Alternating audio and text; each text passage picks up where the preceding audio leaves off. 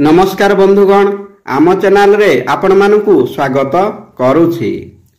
गोटे ग्लास पानी रे निश्चित करंतु यही उपाय। घरे भूत अछि कि नाही जना पड़िबो। भिडियोटी आरंभ करिबा पूर्वरु आपण मानकु मोर अनुरोध, भिडियो को गोटिए लाइक एवं आम चैनल को सब्सक्राइब करंतु। चलंतु जानिबा। मात्र एक ग्लास पानी रे निश्चित करंतु यही उपाय। घरे भूत अछि कि नाही ताहा जना पड़िबो।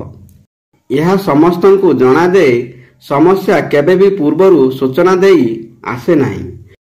समय समय रे घरे नकारात्मकता एते बढ़ी जाए जे अनेक अशांति देखा दिए। केतेबेले घरर छोट पिला रोगाक्रांत हुए तो केतेबेले घर को दारिद्रता आसे। एपरि भी हुए जे घरर रोजगारिया व्यक्ति चाकरी मध्य चली जाए।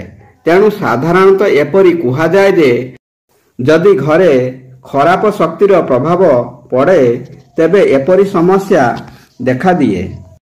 जेपरिक स्वामी स्त्री मध्यरे झगड़ा हेबा, हठात काहारी मृत्यु होई जिबा किंबा दुर्घटना हेबा, एहीपरि अनेक घटना घटी थाए। किंतु गरुड़ पुराण अनुजाई संसार रे भल खराब उभय रही थाए। मात्र जेतेबेले नकारात्मकता एते बढ़ी जाए जे आउ भल किछि भी होई न थाए।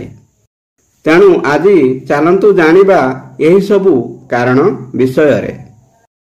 एक गरुड़ पुराण अनुजाई ओइठा पात्र किंबा ग्लास रे केबे भी काहाकू पानी पीबा उचित नुहे। यह द्वारा आम उपरे नकारात्मक प्रभाव पड़ी थाए। यह द्वारा अनेक प्रकारर रोग हेबार संभावना थाए। जेउ कारणरू आम राशि उपरे राहु काल पड़ी जाए। जेउ कारणरू आमर कोनोसी काम सफल हुए नाही। तेणु ओइठा बासन किंबा ग्लास रे खाद्य किंबा पानी पीबा अशुभ होई थाए। दुई, अनेक समय रे एपरि होई थाए जे घरर सबु जिनिस पत्र एपट सेपट होई जाए। सेपरिक घरर लाइट हठात बंद होई जिबा किंबा हठात जली उठिबा, यही सबु घटना भल होई न थाए। यह द्वारा जना पड़ी थाए जे घर उपरे खराब शक्तिर प्रभाव रहिछि। राति समय रे पाउंजीर शब्द सुबिबा मध्य भल होई न थाए। एथिरु जना पड़ी थाए जे आपणक घरे कोनोसी खराब शक्ति बास करूछि। यही सबु संकटरू बंचिबा पई आपणक घरे हनुमान चालीसार पाठ करिबा आवश्यक। यह द्वारा सबु समस्या दूर होई जाए। 3, क्षीर पात्र पड़ी जिबा, क्षीर उतरी जिबा, काच ग्लास भांगी जिबा, घरे काहारी दुर्घटना हेबा, घरे दीर्घ समय धरी रोग शेष न होबा, घरे सफा सुतरा करिबा सत्वे भी खराब गंध आसीबा एवं राति रे खराब स्वप्न आसीबा मध्य शुभ होई न थाए। जदि आपनकु एही सबु संकटर आभास मिले तेबे एहार अर्थ आपनक घरे खराब शक्तिर बास रहिछि।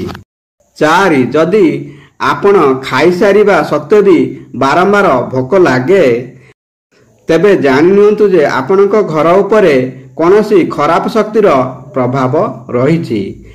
5, पुणी घरर कांथ बारंबार खराब हेबा, महिला को बिना कारण रे क्रोध आसीबा, यह सबु संकेत कही थाए जे आपनक घरे कोनोसी खराब शक्तिर प्रभाव रहिछि।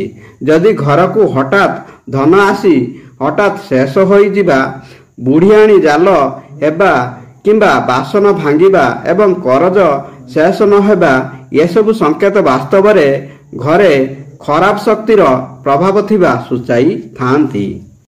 6, रात्रि समय रे एणे तेणे परिश्रा करिबा उचित नुहे। एपरि करिबा द्वारा कोनोसी नकारात्मक शक्ति आपणक घर उपरे प्रभाव पकाई पारे। रात्रि 1 ରୁ 3टा समय रे मुहूर्त को खराब शक्तिर समय बोली कुहा जाइछि। एही समय रे खराब शक्ति माने सक्रिय होई जांती। 7, सूर्यास्त समय रे लुगा सफा करिबा द्वारा घरे नकारात्मकता प्रवेश करि थाए। सेही व्यक्ति ईश्वरंक कृपारू वंचित होई थाए। ଶାସ୍ତ୍ର ଅନୁସାରେ ସୂର୍ଯ୍ୟାସ୍ତ ସମୟରେ କପଡ଼ା ଧୋଇବା ଉଚିତ ନୁହେଁ ଏବଂ ଘରର କୌଣସି ଜିନିଷ କାହାକୁ ଦେବା ଉଚିତ ନୁହେଁ।